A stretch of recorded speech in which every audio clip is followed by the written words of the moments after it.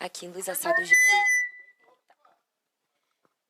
No último jogo, o Bruno Henrique foi na zona mista e falou que teve uma conversa com você e pediu para ajudar o Flamengo numa posição que não fosse de 9. Ele até hoje, no intervalo, retificou um pouco, enfim, esclareceu um pouco mais a situação. Mas eu queria entender como é que foi essa conversa de vocês e por que você optou hoje por começar com o Bruno Henrique de mais centralizado, né? Mesmo tendo, por exemplo, o Juninho voltando para o banco, enfim, e entrou ali no final também. Obrigada.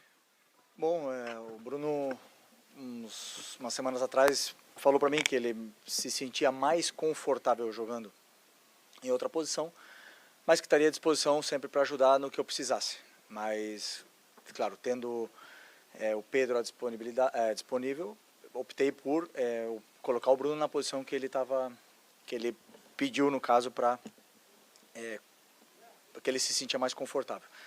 Mas sempre está na frente do interesse pessoal, o interesse da equipe, o que a equipe precisa. E hoje eu, na minha cabeça, entendi que a equipe precisava do Bruno Henrique de 9, e assim foi. Ele se colocou à total disposição. Hoje precisamos disso, precisamos do sacrifício dos jogadores para poder ajudar o Flamengo, ajudar a equipe.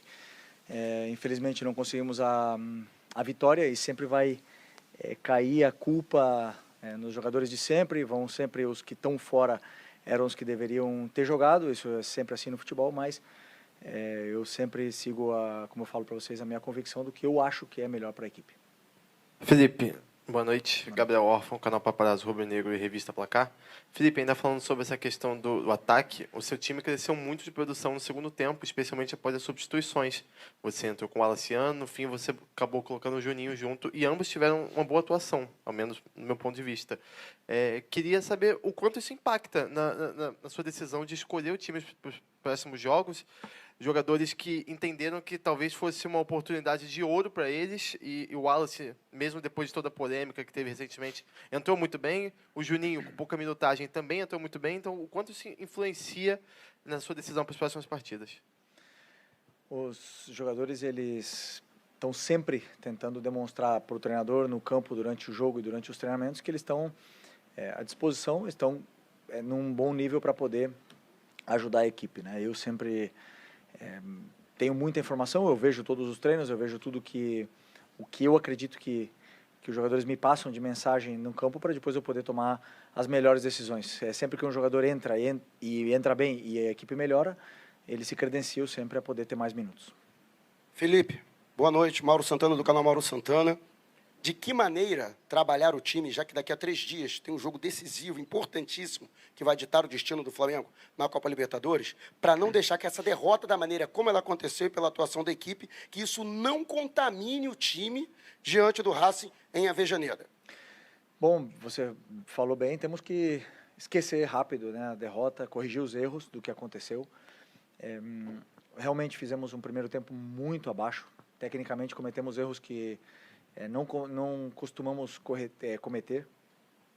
Demos inúmeras chances para o adversário poder ganhar terreno no campo. Isso nos levou a cada vez estar mais inseguros com a bola, e eles aproveitaram a oportunidade. Como eu falei, esquecer o mais rápido possível o que aconteceu hoje, corrigir os erros e pensar quarta-feira. Quarta-feira temos o jogo mais importante da temporada, mais importante do ano até agora, e não tenho dúvida que a ambição de todos, que todos queremos estar nessa final, estar em Lima, a nossa cabeça vai estar focada para esse jogo, e principalmente 4 dias de descanso nos dá a possibilidade de recuperar todo mundo fisicamente. Boa noite, Felipe, aqui, Sidão Marino, Litoral News. Tirando os confrontos diretos contra os times do rebaixamento, Fortaleza só tinha vencido Bragantino e Fluminense no Campeonato Brasileiro, hoje venceu o Flamengo. Era um jogo que o Flamengo poderia assumir a liderança. Queria te perguntar o peso dessa derrota, visando o Campeonato Brasileiro, mas principalmente quarta-feira. A gente viu hoje um Fortaleza com muita força no gramado, né, batalhando por cada bola. E os argentinos normalmente entram ainda mais potencializados dessa forma. Essa atuação te preocupa a quarta-feira e também para esse restante do Campeonato Brasileiro? Bom, como eu falei, cada jogo tem uma história.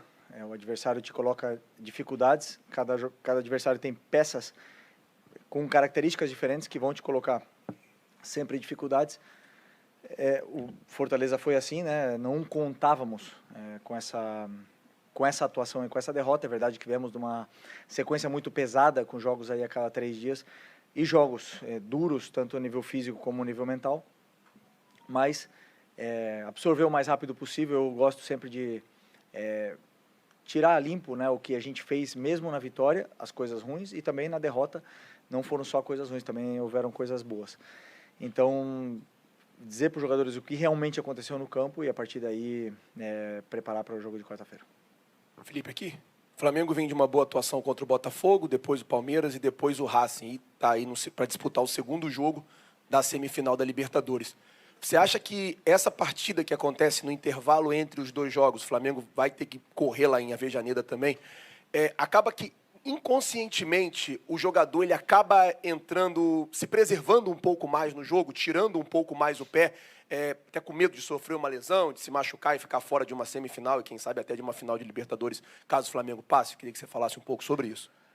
Bom, pelo menos eu quando jogava, nunca, jamais. Eu entrava no campo e dava a minha vida independente do adversário que tinha pela frente. E eu acredito que eles também. Como eu falei, o jogo hoje, nível técnico, domínios, passes, até mesmo atacar o espaço, coisas que a gente fez muito menos e pior do que a gente vinha fazendo nos últimos jogos. Isso deixou o Fortaleza mais confortável dentro do campo, cometemos cada vez mais erros e demoramos para entrar no jogo, né? Quando entramos no jogo já estava 1-0 para o Fortaleza, não entendemos rapidamente onde eles estavam deixando os espaços e somente no segundo tempo onde a gente fomos criar chances mais claras de gol. Mas não acredito que tenha sido por não colocar o pé, como você fala, senão simplesmente pelo contexto do jogo que aconteceu hoje. Felipe, aqui, ó. Luiz Eduardo Gomes, TVC Esporte Clube, prazer estar falando com você.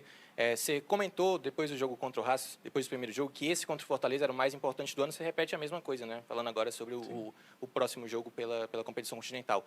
Eu queria que você falasse um pouco sobre o aspecto físico, porque o Flamengo saiu atrás de um placar, não conseguiu pelo menos um empate. Eu queria saber o quanto que isso pode interferir para o duelo pela Libertadores, até porque o Racing não joga nesse final de semana, descansa até a próxima decisão. E se de alguma forma você foi surpreendido pelo Fortaleza na postura, ou realmente era isso que você esperava, marcação aguerrida, um time forte na marcação, que apostasse nos contra-ataques, se de alguma forma você foi surpreendido, pelo menos naquele início de jogo? Não, nenhuma surpresa, zero. Um treinador com as ideias muito claras, estava muito evidente o que ia acontecer no jogo e sabíamos que íamos ter dificuldade para poder entrar nesse bloco do Fortaleza e que eles iam apostar sempre na transição, que já foi assim contra o Cruzeiro, né, com o Breno Lopes e hoje Barreiro, né, Barreiro o atacante. Então sabíamos bem dessa dupla de ataque e dos contra-ataques que eles iam nos proporcionar.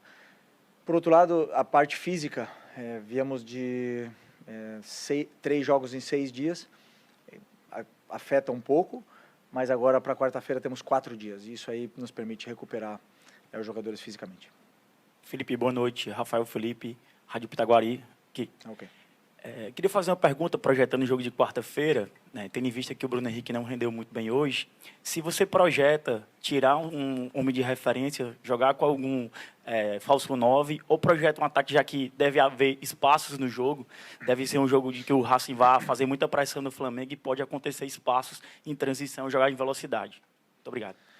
Bom, ainda temos que preparar o jogo, temos que estudar bem o que aconteceu no último jogo, que a gente acha que pode acontecer no próximo jogo. O Racing é um time que joga praticamente da mesma forma sempre. Isso nos dá certas pistas, mas o time só defino mais perto do jogo, assim, quando a gente tiver o plano de jogo montado. Felipe, Leandro Pacatuba em Foco. Felipe, visando um pouco também essa questão do desgaste, né? Todo mundo pensa... Se poupa tá errado, se não poupa tá errado, então, como eu falo sempre, sigo as minhas convicções e vocês, claro, estão aí para criticar ou para elogiar. Felipe, aqui, por favor. Toninho Vieira, estamos aqui com a nossa equipe do Portal Crajubá, Rádio São Francisco FM, do Crato, Tempo de Juazeiro. Permita-me abrir um parêntese para cumprimentar o Rodrigo. Há muito tempo que a gente não se vê. E eu gostaria de saber, pelas experiências que você fez durante essa partida, você colocou Plata, o Bruno Henrique, Juninho, o Alacian. Claro que você não vai adiantar agora, mas isso te ajudou a ter uma definição em relação de quem deve ser o 9 para o jogo decisivo diante do Racing? Todos eles já jogaram de 9. Todos eles que você citou. Bruno Henrique, Plata, Wallace, Juninho. Opções eu tenho. O jogo de hoje é um jogo totalmente diferente do que vai acontecer na próxima quarta-feira. Como eu falei, ainda vou estudar bem como vai ser o próximo jogo e a partir daí montarei o plano de jogo e os jogadores que vão jogar. Okay? Obrigado, boa noite, pessoal. Valeu.